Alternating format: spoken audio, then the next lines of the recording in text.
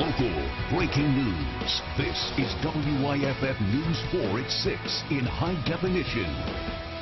So take a look here. Yeah, it may be a little rainy, a little foggy. That is kind of a view of the Atlantic. That's from the beach at Melbourne, Florida right now. A live Surfline cam, such as it is, bringing us the view. And beyond those waves, the East Coast is watching a system that could become the first tropical storm of the season. WYFF News 4 Chief Meteorologist John Sesseridge is on it. John, if this thing forms, what does it mean to us?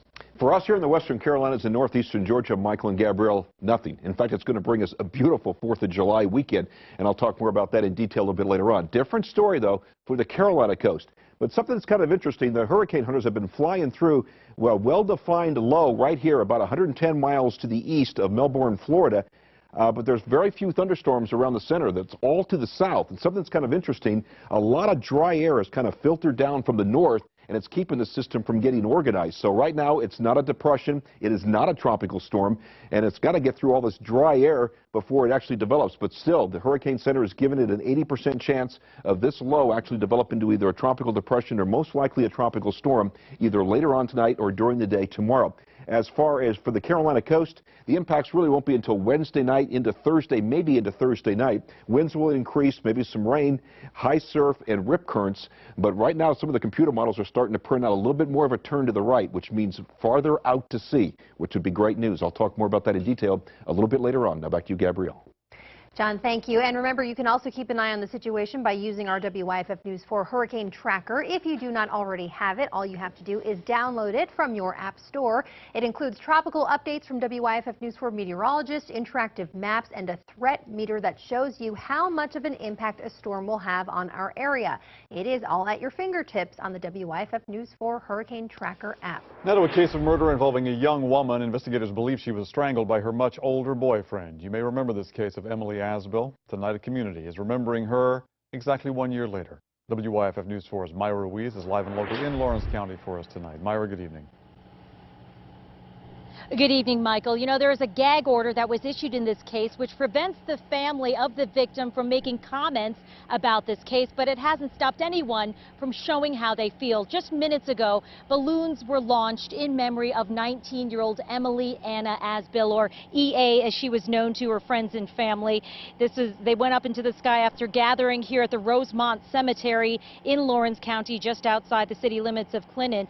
Investigators say Asbill's boyfriend, 29-year-old Michael Beatty, strangled her sometime after the couple left a party together. Investigators say Beatty's stepfather is the one who called 911 after Beatty drove to his home looking for help because Asbill was unconscious in the car.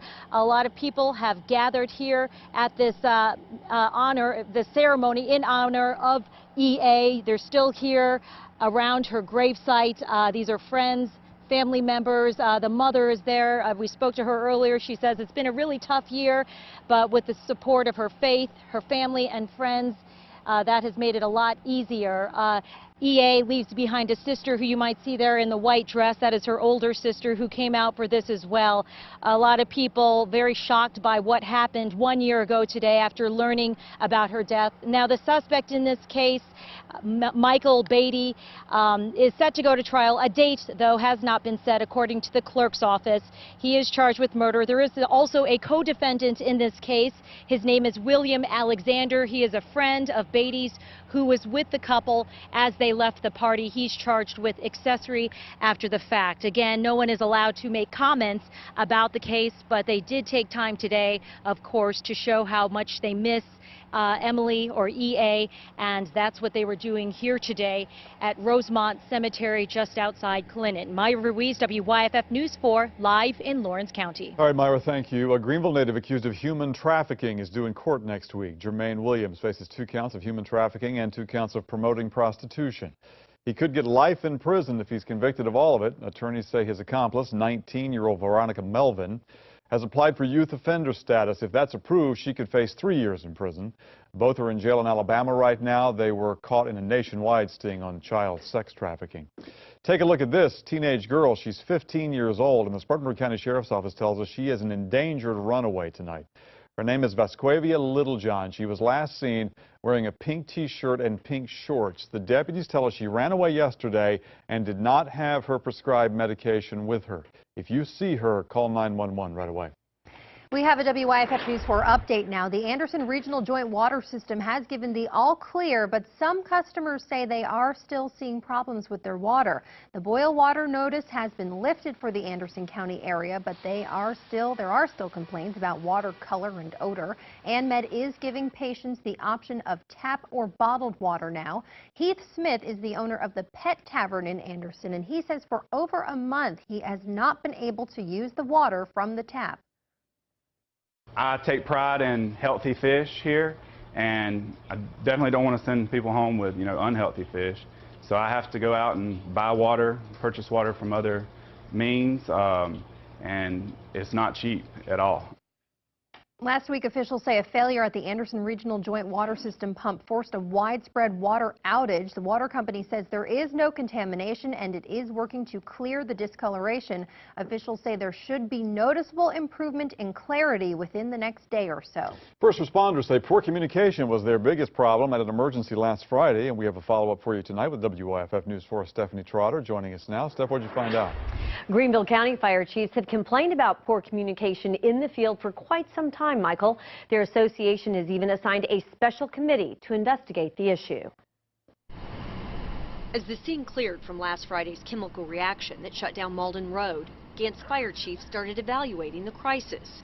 Almost 100 first responders, 0 injuries, and communication a 2 to 3 on a scale of 1 to 10. One of the biggest issues we have in the county is communications. We do not have common communications within the county for fire service. Gary McKenna now on. 7 primary centers like this answer 911 calls and then shuttle information to other groups in Greenville County that include 32 fire departments. When did this happen? Once on the scene, each group may be using a different radio and different frequency. Firefighters might have to call back to dispatch to learn what another firefighter is doing just 100 yards away in the field.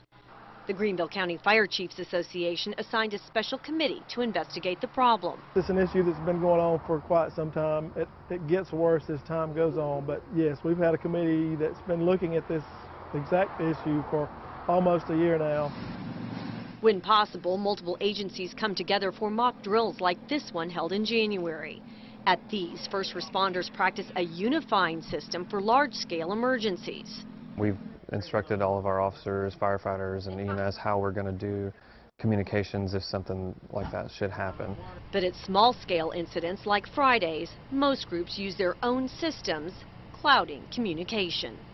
Oh, there are absolutely more options, better options. It can be better than it is. And, I think that eventually it will. It'll just be how far we can get with it. The association's report is due any day. The group's president already says costs could probably be the biggest factor in making improvements. Gabby? Stephanie, thank you. A Spartanburg man accused of killing a North Carolina teenager nearly 25 years ago will now undergo a mental evaluation. A judge approved a request from Donald Ferguson's lawyers for the psychiatric examination. The 53-year-old is charged with first-degree murder in the death of 7-year-old Shalonda Poole in 1990. Searchers found her body behind an elementary school. Police say she had been stabbed, strangled, and sexually assaulted. Police tell us a fight led to a stabbing in downtown Greenville, and tonight they've charged a man with attempted murder in this case. 39-year-old Jamie McAbee is in the Greenville County Jail right now. Police say he got into an argument on Washington and Lawrence Streets yesterday. They say it escalated, and McAbee ended up stabbing the other person, they say. The victim survived and was taken to the hospital. Police say a man was shot in the rear end in Spartanburg. They were called to a home here on Scottswood Drive Friday night, found the home riddled with bullets.